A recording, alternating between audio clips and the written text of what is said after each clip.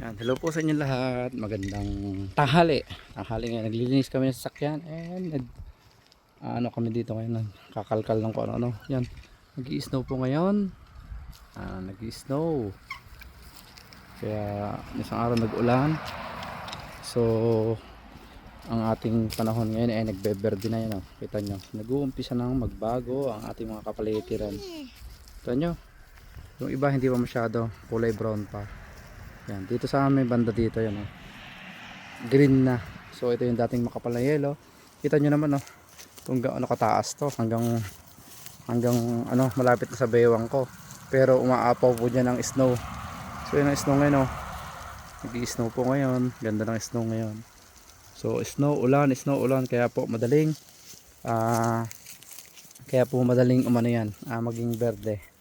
So yun lang, nag-update lang tayo and sa susunod ulit nating vlog sa isang araw ulit kapag berde na ulit. So araw-araw may upload tayo and hintayin natin mag dahon yung mga puno na yan. So papakita natin yung pagkakaiba. Okay, yun lang, keep safe, bye always, keep safe always, bye bye.